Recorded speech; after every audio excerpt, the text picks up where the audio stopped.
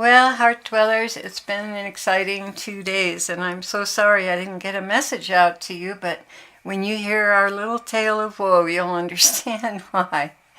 We finally got our guest up and going, our elderly homeless friend, and found her a place to live. In any case, Jesus wanted me to tell you what happened yesterday. He said, "My love, tell them what happened yesterday." I just knew that was coming. How did I know that? Well, before I get into it, I just want to say it's August the 23rd, 2015. You'd think there'd be some things I wouldn't have to tell, especially after my husband, Ezekiel, said, "Don't tell them all of that." I thought for sure my covering would get me off the hook, but no, now he's agreeing that I should share it with you. Well, where to start and be nice at the same time? Lord help me. I named this message Flypaper and the Best Laid Plans. Have you ever walked into flypaper? I have long hair, and someone pinned some flypaper up in a kitchen, and it came down just about to the tip of my head, and I walked by and I tied into that flypaper, and I went to take it off, and it stuck more to my hands, and it stuck to my other hand, then it stuck more to my hair, and it was a mess. And it took me a long time to get free of that flypaper and get all that sticky stuff off of me. So that's why I named this episode Flypaper and the Best Laid Plans. So for a week we'd been planning on moving Ray and getting all the people together that would be necessary to complete this little project. And we talked to her about it, but she was not very enthusiastic. But finally she did agree. So as I shared with you in our last video about Ray, with no Social Security income and 4 tiny pee and poop anywhere dogs, as well as her own serious hygiene issues, we had to have her moved because the owners of the house wanted it back. She pulled into our driveway 5 years ago, and since then couldn't start her old Lincoln that had expired tags. We had attempted to move her for 3 different years, but every time some string of events would shut us down. Now it was critical. The owners of the house told us she had to go. We finally found the perfect place for her. An elderly man living out on the mesa with his goats and all kinds of teenage runaways. He told the Lord he would never turn anyone away. And in all these years, he's taken care of hundreds that had no one and nowhere to go. We support Stanley with food every week. There's no running water. They haul their own water in. There's no electricity, but he's a decent Christian man that cares about others, and he cooks meals every day for whoever is staying there or comes on by. The mesa is a very interesting place. It's dry and windy and sagebrush, really no trees, very dusty and sandy, and really the poorest of the poor live out there. Some of them in broken down old cars, some of them even stack the cars together to make a house. Any material that's out there is put to use for something. The income level of the people who live out there is just something not to be believed. It is so critical. And that's mostly who we feed. That's where we send our food. So anyway, the mesa is a rough place. And Stanley is a good soul. He even agreed to make a space for Ray on his land and dig her a potty hole under the camper that she was given. Ray loves animals, and she was raised on a farm. And we thought this would be the place where she could live the way she wanted to, have her dogs, and even have an elderly friend to talk to. So some very kind volunteers of the mission gave her the Yellowstone camper trailer we had once lived in when we came down from our high mountain retreat. We parked it on the far side of the house and nurtured the trees that had grown around it. The unfortunate side of this was that all of those 15-foot-high trees would have to be removed before the camper could be pulled out. Ray's old Lincoln was filled almost to the top, maybe 12 inches short of the ceiling, with books, clothing, and trash. But we had it fixed, finally, as that was a funny story that I put up before, and it was ready. So we were planning this move for the end of the week and had a volunteer crew set up with a backhoe tractor to come in and maneuver the camper out into the driveway. Now comes the sticky part.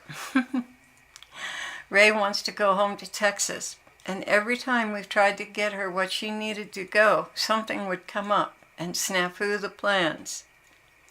This time, we fixed her car, got her a new battery, filled the car with gas, and offered her travel money to go home to Texas. Dear family, we were at the end of our end. I couldn't go on another day with this woman on the property. The tiny ninja dogs, the horrible smell, and the threat of the owners asking us to leave if we didn't move her out and have the house cleaned was just stressing us both to the max. And I don't stress easily. We were at our wits' end to move her and the camper out before the owners returned. Really, my whole body was reacting to the pressures from all directions. So when we finally got a solution for her, we had to make it work. Ray had only 3 alternatives: take her dogs and start walking, drive her car out of the driveway and live in the Walmart parking lot, or graciously receive the camper and live on the mesa until she got her paperwork in order. We promised to help her with food and everything else that she needed, as long as we had funds. Just a little background on her: she's a charming and genteel woman from Texas, but doesn't live in the real world. All her time is spent in books, with her little dogs that are constantly fighting over who's going to sit in her lap. That is her world. Everyone has tried to get us to put her in a nursing home, but I would never do that to her. Her heart would be broken without her dogs. That's just her life. And we've talked to friends that have known her for 40, 50 years, and they said she has been the same way her entire life. So she wasn't about to change, and we didn't want to separate her from her dogs. So we were trying to find an environment where she would fit in and wouldn't stick out like a sore thumb, and that was free. She told us, actually, that she came here with $1.4 million, and everything she owned got stolen from her, including her house and her RV. She was a horsewoman and used to living a nice lifestyle. One of the houses she owned, she sold to R.C. Gorman, a very famous American artist who happens to live here in Taos. So understanding her background, she was a wealthy and proud, independent Texas woman who had no need for God, professed Buddhism but didn't practice it, and said, "I'll go to hell because all my friends are there." For 5 years we took care of her and witnessed God's love to her. She wouldn't have anything to do with Social Security, so she had no way to support herself. But now it was time for her to go, for our sanity, and I believe it was for her own good as well, because the Lord kept giving us confirmations that it was really time. The man who stole her house and RV from her was holding the title to her car, and I went to look him up on the internet to find out what his phone number was, and he was still stealing from someone because there was a court case on the internet with some elderly people in a house. So things hadn't changed, and he hadn't been stopped yet. So I had a little sit down with Ray. It went something like this: "Ray, honey, we found a place for you to go with a trailer to live in until you get your paperwork in order. And we'll help you with the fees, but we can't do it for you." Now, the paperwork she had to get in order was basically her license and registration. When she found out in this conversation that it was the Mesa, she said, "I don't want the trailer. I'm not going to live on the Mesa. I want to go back to Texas." I told her, "You can go back to Texas anytime you want to, but this would give you time to get more work done on the car and get your license and registration in order. So I told her, you can't stay here while you do that. You have to find another place to live.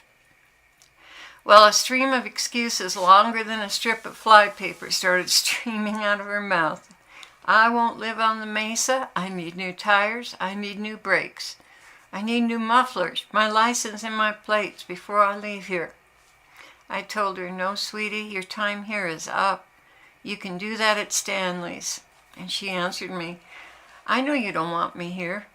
I said, Ray, you were here when the owners came and took measurements. They've asked you to leave. This was not our decision. We are being forced. Well, I won't live on the mesa, and I'm not going to Stanley's. So all week, that's what we had to look forward to. We went back and forth and back and forth. So here we are on D-Day. The backhoe operator's in the yard, uprooting trees, working his way to the camper. I looked at Ray sitting on the porch, holding one of her little dogs, which we just noticed 2 days ago was pregnant and ready to burst. She was talking to it, and I said, is everything okay? And she said, well, no. All night she's been trying to give birth to these puppies, but they won't come through the birth canal. This is a situation I guess that's real common with Chihuahuas. They often die trying to give birth. At this point, I knew what had to be done, even though it was smack in the middle of moving her to Stanley's. It was Saturday, but I called the vet on duty, and he said he'd meet us several miles out of town where the clinic was. The volunteer helping her to move her things from the house to the trailer was on standby until we returned. All was just about set to go.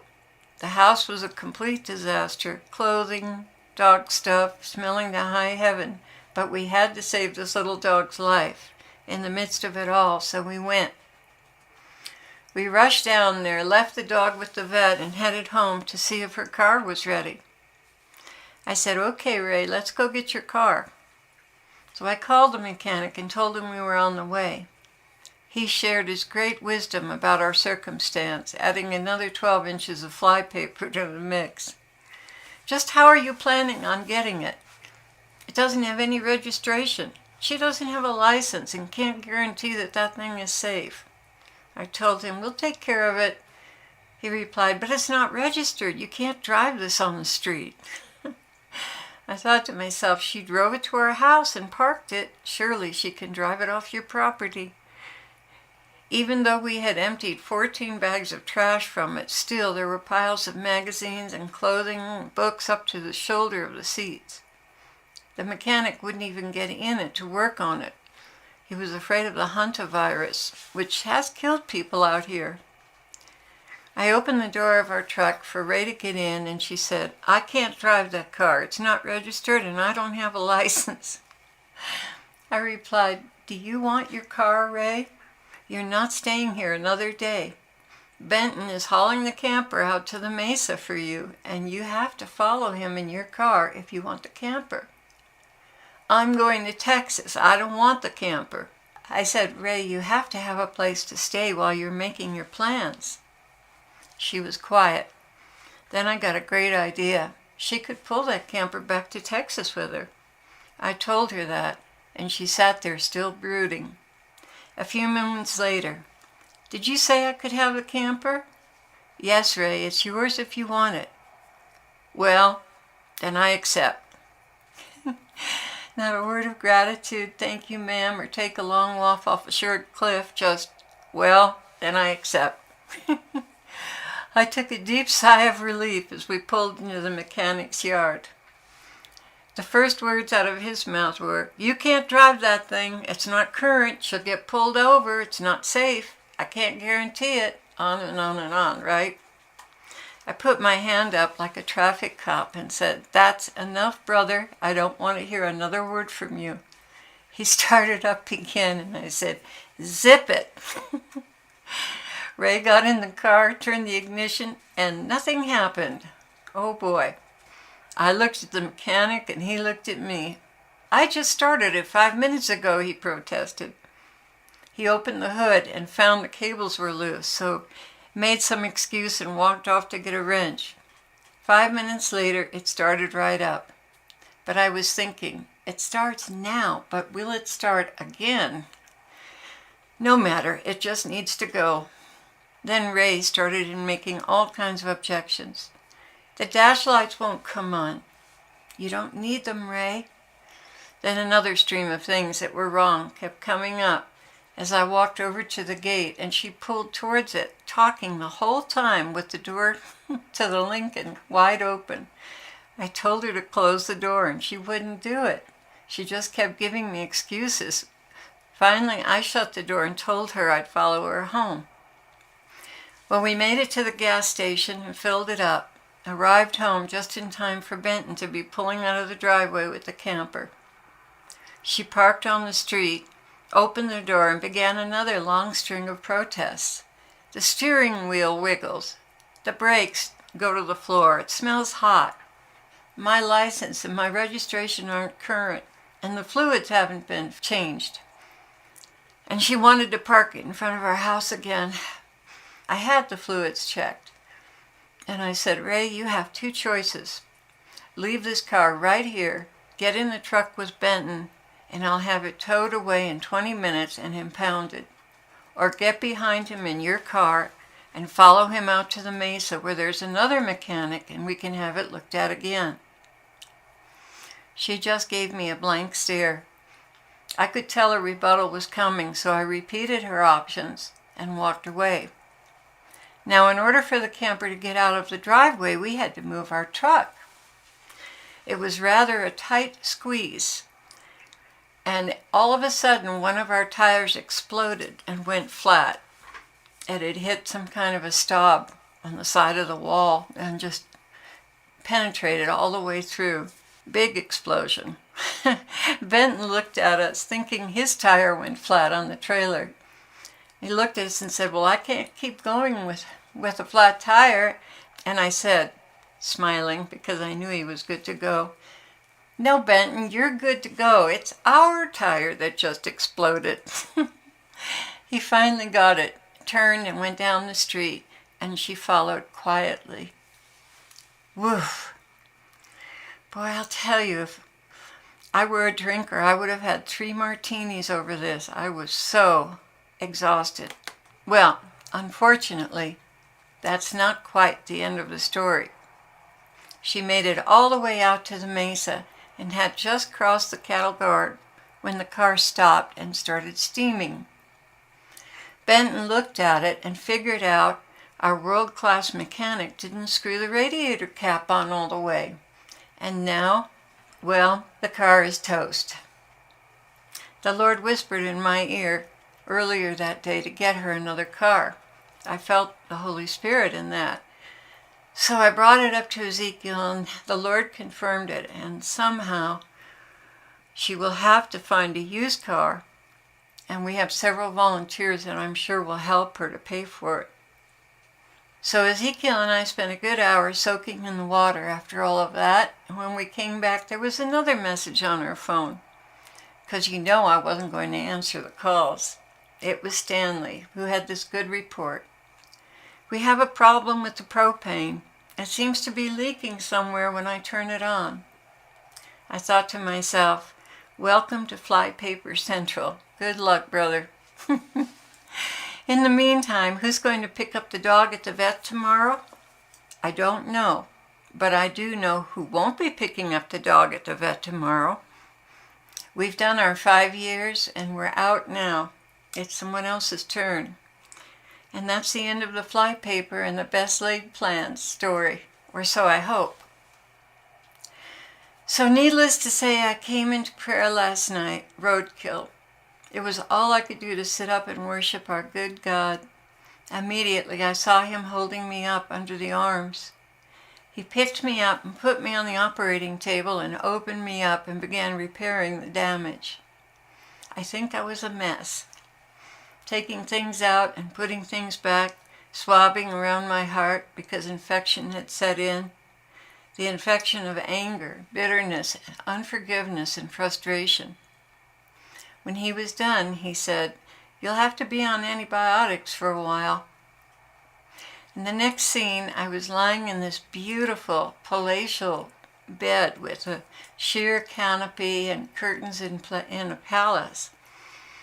And the Lord was sitting on my right, on the edge of the bed, and on my left were my lion Judah and my mountain lion Felix. And on the bed was a new kitty I'd never seen before, a beautiful, muscular jaguar. Jesus said, "Her name is Jasmine." Aw, she's so sweet. She was licking my hands and nuzzling under my arm with her cold nose. And I was eating a delectable pastry that she was helping me with, bit by bit. Her massive paws were making kitty biscuits on the covers as she savored every bite of the pastry. Thank you, Lord. Thank you so much for treating me like a queen. And you know how I love jaguars and their beautiful rosettes. She's adorable and a bit massive. He replied, "Don't you know it's because you did a queen-size amount of work?" Ah, thank you, Lord. You're welcome, dearest. Thank you for taking care of the one I want to make mine. For you, Jesus,